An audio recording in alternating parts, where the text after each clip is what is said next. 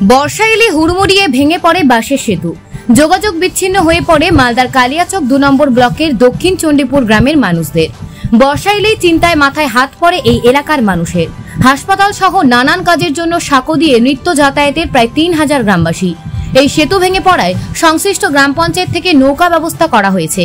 প্রাণীর ঝুঁকি জেনেও ভরা বর্ষায় ভাগীরথী নদী দিয়ে নৌকা করে যাতায়াত করছেন গ্রামবাসীরা জানান ওই পারে রয়েছে বাঙ্গিটোলা গ্রামীণ হাসপাতাল এবং বালুয়াচড়া হাই স্কুল। ফলে হাসপাতাল কিংবা স্কুল যেতে হলে তারা এই সেতু দিয়ে যাতায়াত করতেন। তাই ভাগীরথী নদীর ওপর পাকা সেতু নির্মাণের দাবি প্রায় 20 থেকে 30 বছরে। ভোট আসলে প্রতিশ্রুতি মেলে, কিন্তু বাঁশের সেতু এখনো পাকা হয়নি। গত 10 থেকে 12 দিন হলো এই বাঁশের সেতু ভেঙে পড়েছে, ফলে সমস্যায় পড়ছেন গ্রামবাসীরা। সংশ্লিষ্ট রথবাড়ি গ্রাম পঞ্চায়েতের প্রধান শামসুন নেহার জানান, সেতু নির্মাণ করার জন্য বরাদ্দ টাকা পঞ্চায়েতে নেই। সংশ্লিষ্ট বিধানসভার বিধায়ক তথা মন্ত্রী সাবিনা ইয়াসমিনকে বিষয়টি জানানো হয়েছে। বাঁশের সাঁকো ভেঙে যাওয়ায় আপাতত পঞ্চায়েতের পক্ষ থেকে নৌকা ব্যবস্থা করা হয়েছে। এ বিষয়ে বিজেপির নেতা অমলান ভাদুরী বলেন, ওই এলাকায় পাকা সেতুর দাবি দীর্ঘ কয়েক বছরের।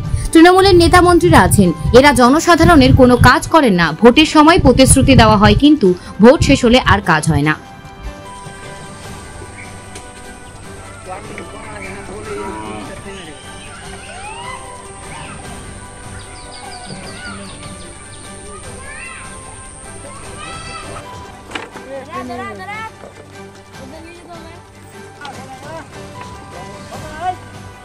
नाम बोलता तो है ना, तो बकरा नाम आता है और की जाओ सकता एक दो लड़की से 10 लाख सुन करती है। तू चाहे से तू चाहे पका से तू चाहे से तू चाहे করতে হবে আমাদের সেতু করতে হবে। এখানে সমস্যা হচ্ছে, দীর্ঘদিন ধরে এটা এই সেতুটা জীর্ণ অবস্থায় রয়েছিল। প্রায় ওপার থেকে এপার পর্যন্ত হাজারেরও বেশি অনেক জমি জায়গা আছে, তাদের জমি জায়গা রয়েছে। এপারে তাদের এই যে এবছর প্রচন্ড পরিমাণে জল বেড়ে যাওয়ার ফলে সেতুটা ভেঙে পড়ে, আপনারা সনজরেই দেখতেই পাচ্ছেন, ভেঙে পড়ে তাই যাতায়াতের বেহাল অবস্থা হয়ে পড়েছে। তাছাড়া আমাদের সর্বোপরি বেশি পরিমাণে গুরুত্ব দেওয়া হয়, সবাই জানে, পড়াশোনা। প্রায় 100 থেকে 150 শতাধিক ছাত্রছাত্রীর এপার থেকে ওপার যাতায়াত পড়াশোনার বিঘ্নতা ঘটছে। আমাদের পার্শ্ববর্তী এলাকা বালুয়াচড়া, সেখানে আমাদের হাই স্কুল রয়েছে, পড়াশোনার বিঘ্নতা ঘটছে। তাই আমরা একাধিকবার নয়, আমাদের প্রেজেন্ট মন্ত্রী অর্থাৎ মাননীয়া সাবিনা ইয়াসমিন মহাশয়া, উনি আমাদেরকে প্রতিশ্রুতি বারবার দিয়েছেন কি ব্যারিজটা হয়ে যাবে, এবারকে পাস করে দিলাম। আমাদের এখানে মাটি পর্যন্ত পরীক্ষা হয়েছে ব্যারিজ করানোর জন্য, কিন্তু ফলস্বরূপ এই যে আপনারা সনজরেই দেখতে পাচ্ছেন বেহাল অবস্থায় পড়ে রয়েছে সেতুটায়। তাই আমরা প্রতিকার চাই যে অতি থেকে অতি শীঘ্রই পড়াশোনার বিঘ্নতা যাতে না ঘটে, যাতে মানুষ কৃষিকাজ করে খেতে পারে, তাই আমরা সেতুটি চাইছি। কখন বাচ্চা কাচ্চা অঘটন করে যাবে, আমরা এর আগেও দেখেছি যে 1 থেকে 2 বার দেখেছি যে এখানে বাচ্চা মারা গেছে। তাই আমাদের বিপদ সংকটের মুখে রয়েছি আমরা। এখন ব্রিজটা ভাঙা গেছে, যাতায়াত হওয়া যাচ্ছে না, নৌকা দিয়েছে, নৌকাতে পার হওয়া যাচ্ছে না। এখন বর্ষার কালীন আর জলটা বেড়ে গেছে, বাড়ি থেকে যেতে দিচ্ছে না স্কুল। আমরা কিভাবে যাব স্কুল? আগে এই ব্রিজ দিয়ে যেতাম, এখন ভাঙা গেছে, এখন নৌকা দিয়েছে, নৌকাতে যাওয়া আসা করছি। বারণ করছে কি কিছু ঘটনা ঘটে যাবে, তো আমরা যাচ্ছি সপ্তাহে 2 দিন। আমাদের এই যে ব্রিজটা ভেঙে গেছে, ব্রিজটা ভাঙার পর আমাদের যাওয়া আসা অসুবিধা হয়ে যাচ্ছে, কারণ ছেলে মেয়ে পড়ছে। বালুয়াচড়া হাই স্কুল আছে, এখানে আরো নার্সারি স্কুল আছে, আরো যাতায়াত করছে, কলেজ আছে, মালদার কলেজে যাচ্ছে সব ছেলে মেয়েরা। ওই জন্য সবে রাস্তাটা আজ ভেঙে আমাদের অনেক অসুবিধা হয়ে গেছে, যেন রাস্তার ব্যবস্থাটা তাড়াতাড়ি করা যাক। নৌকা দিয়েছে, নৌকাতে আমরা সবসময় পার হতে পারবো না, কারণ সবসময় ছেলেগুলো থাকছে না। আমরা মেয়েরা কিভাবে প্রত্যেকবার নৌকা টেনে দড়ি টেনে আমরা কিভাবে যাওয়া করবো নদীতে? আমরা হয়তো কোনো সময় টাললাম দড়িটা, হয়তো পা পিছলিয়ে পড়ে গেল আমাদের, তখন আমাদের ঝুঁকির কে নিবে? আমরা তো পারবো না সবসময় নৌকা পার হয়ে যেতে। আমাদের মেম্বার আছে, তারপর মেম্বার নৌকা দিয়ে গেছে, দেওয়ার পর আমাদের পুরো মাস যদি প্রত্যেক নৌকাতে পার হতে হয়, তো আমরা সময় পাবো না।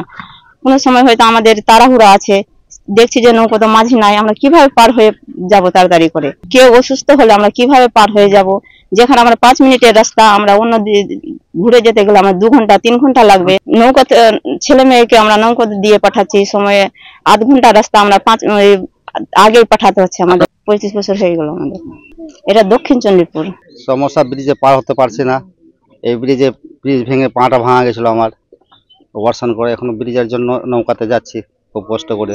সমস্যা তো প্রায় 30 বছর ধরে চলছে। একই কেস, নেতা মন্ত্রী যখন আসে ভোটের সময় বলে কি হ্যাঁ ভোটের পরে তো আমাদের কাজ হয়ে যাবে, আর এখন তারপরে আর তো কাজই হচ্ছে না। এখন তো ব্রিজের অবস্থা খুবই খারাপ, আর চলাই যাচ্ছে না। নৌকা দিয়েছে অঞ্চল থেকে, চলছে যাচ্ছে ডিউটিতে।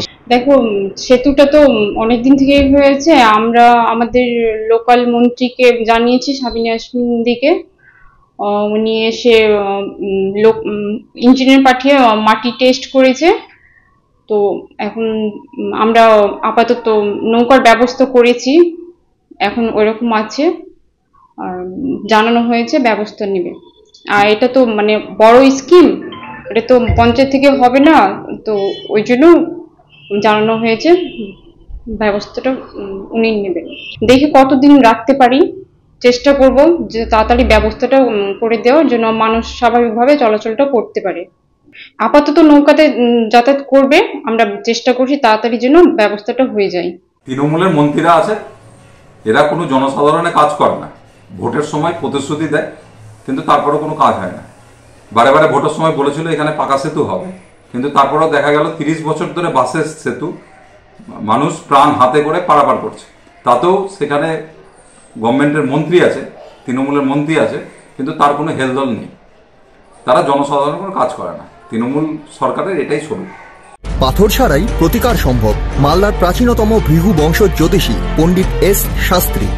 দাম্পত্য সমস্যা, বিবাহে বাধা, ব্যবসায় অবনতি, পরীক্ষায় অকৃতকার্যতা, ভাগ্য গণনা, গোষ্ঠী বিচার, ঠিকুচি গোষ্ঠী এবং মৃত্যু ছাড়া সকল সমস্যার সমাধানের জন্য যোগাযোগ করুন জগদম্বা জ্যোতিষ কেন্দ্র, বিবেকানন্দ স্কুলের পাশে, মালদা। মোবাইল 09733027832 অথবা 09332056956।